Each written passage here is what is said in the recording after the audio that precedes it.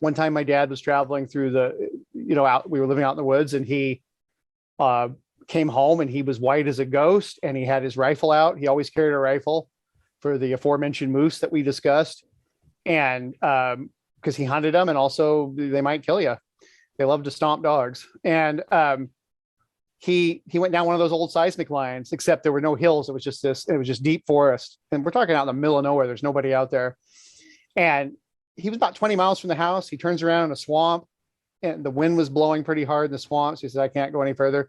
And as he was coming back, he heard in the swamp, and it was daylight, he heard what he thought was a raven. And ravens have this chuckling, and like crows, they have a chuckle that they do. And ravens can imitate, as crows can, other noises like, voices and stuff. But it was something odd about it. And the dogs were kind of reacting to it, but not bad. And then for the next, he had to go about 8 miles or so through the woods. He said it began as what sounded like a raven, and it was pacing him. There was more than one, and they were in the woods, and they were pacing him. And he said sometimes they were like ground level, sometimes higher. But he said it started off sounding like you could pass it off. Oh, it was a bird. He goes, but then it changed. And he said by the end, they were like shrieking laughter and unintelligible phrases and things at him.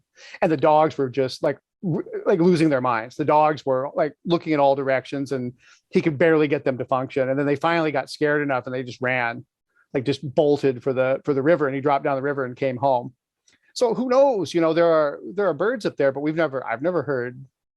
I've never been chased by them. And what's the significance of the raven showing up the very beginning of the trek?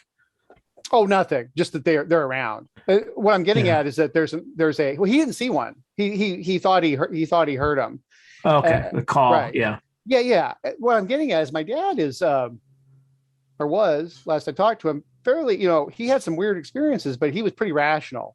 He was much more of the, and then you find out it was the ravens, kind of a thing. And he thought that the ravens, which we have plenty of around there, were bothering him. But by the time he'd gotten another mile or so, he was terrified. And my dad, Vietnam veteran, he used to take the team out at night. He'd go hunting.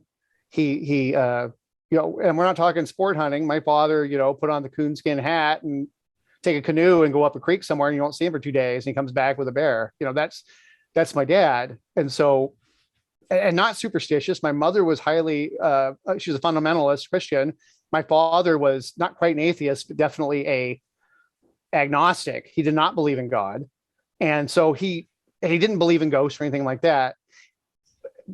We do share that similarity. He said there are strange things, but even, and his view was pretty similar. That even the rational explanation for some things is way beyond our reckoning. If you enjoyed this video, please hit the like, subscribe, and notification buttons. Additionally, if you have any feedback, please put something in the comments below. And lastly, if you want to watch the full episode of this clip, you can find it above. Thanks again for watching.